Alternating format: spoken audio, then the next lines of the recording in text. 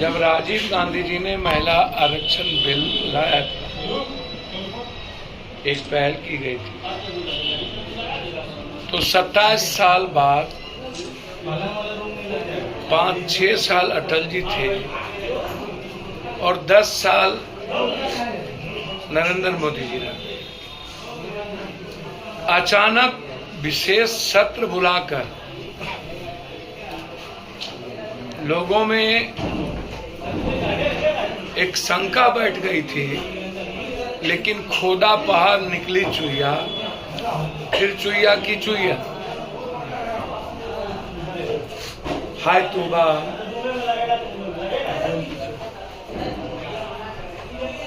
सिर्फ अपनी कमजोरी और जब कोई किसी भी तरह के नरेंद्र मोदी जी का शतरंज का चाल, कोई मोहरा अब नहीं बचा। बेरोजगारी इनके लिए नासूर हो गए, नोटबंदी, ब्लैक मनी। तो 2024 को एक मीडिया, गोदी मीडिया के द्वारा एक स्टंट, इंडिया गठबंधन और राहुल गांधी जी जिस तरीके से लगातार भारत के आम आदमी की आवाज बनते जा रहे हैं, पहुंच रहे हैं,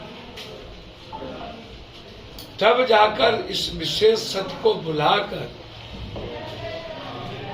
33 के बाद का एक शगुफा छोड़ना, महिला आरक्षण बिल, हम तो कह रहे हैं कि आप 50% कर दीजिए महिला आरक्षण। केंद्र से लेके सभी क्षेत्र में, मंत्रिमंडल में भी आप 50% महिला करिए। स्कूल में अभी दिया, पंचायती राज में दी,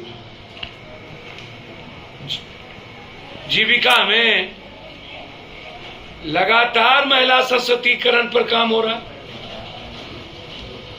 आप तो द्रौपदी मुर्मू को बेइज्जत कर दी और कंगना रंगना चखना को आप ले आए लोकसभा और उसकी आरती उतार रहे थे, उससे सेल्फी ले रहे थे। देश ये जानना चाहता है कि आदिवासी बेटियों का अपमान क्यों, सम्मान क्यों नहीं। लगातार आप अपमानित कर रहे हैं मुर्मू जी को। देश के सर्वोच्च सदन का उद्घाटन राष्ट्रपति की भूमिका होनी चाहिए। जब आप कंगना को बुला सकते हैं, सारे बहरूपियों को बुला सकते हैं, तो फिर देश के राष्ट्रपति क्यों नहीं? तो आप तो वहां भी अपमानित किए। पूरी दुनिया ने मणिपुर की महिलाओं को निर्वस्त्र होकर के सामूहिक बलात्कार को देखा।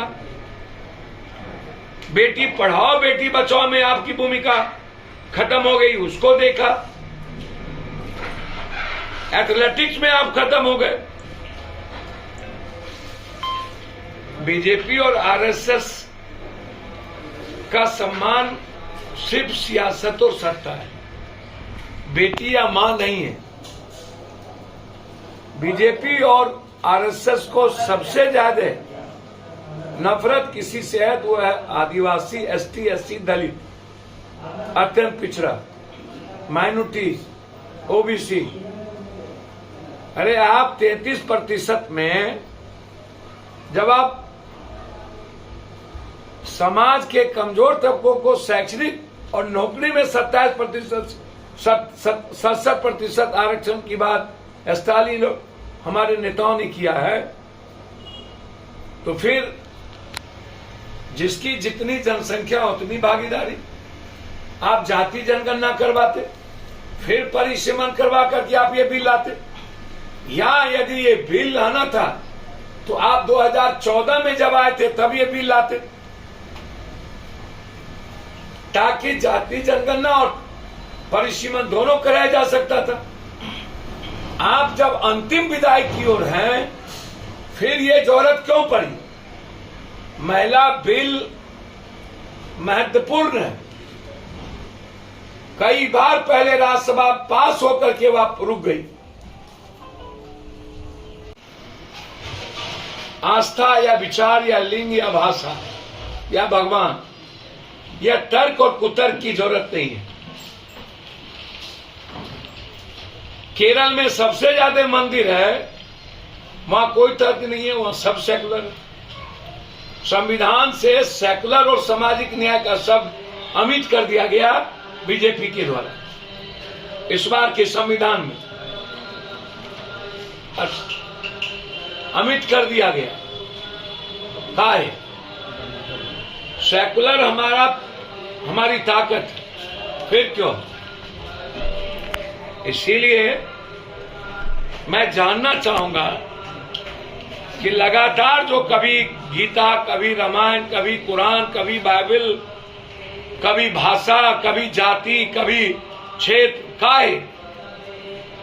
हर विचारों की स्वतंत्रता की अभिव्यक्ति के हम पक्ष में हैं। किसी भी विचार को खत्म करके एक नूतन विचार को लाना सही नहीं है। आप नई विचार लाइए, लेकिन दूसरे विचारों को गलत कह के नहीं। आपको किसी भी पंथ धर्म को मानने का पूरी स्वतंत्रता है, लेकिन किसी दूसरे पंथ धर्म और क्षेत्र लिंग को गाली देना, ये कहीं से भी ये सही नहीं है। आप अपनी जाति या दलित, कमजोर या सामाजिक न्याय को मजबूत करिए, पिछड़े और अत्यंत पिछड़ों और एसटी एससी के अधिकार की बात करिए, माइनॉरिटीज की रक्षा की बात करिए, वो ठीक, लेकिन किसी ऊंची जात को किसी को गाली देकर, किसी जाति को गाली देकर, ये सही नहीं है। मैं किसी भी जाति के अपमान को गलत मानता हूं। हर जाति का सम्मान, हर विचारों का सम्मान, हर संस्थाओं का सम्मान, हर क्षेत्र, लिंग, भाषा और आस्था जैसी धर्मों का सम्मान, यह हमारी प्राथमिकता होनी चाहिए। जो कोई मंत्री लगातार इस तरह की बात करते हो, चाहे किसी को कृष्ण आता हो सपना में, किसी को राम आता हो, ऐसे लोगों को अपनी जिम्मेदारी और कर्तव्य का ख्याल रखना चाहिए कि हमारी जिम्मेदारी क्या है,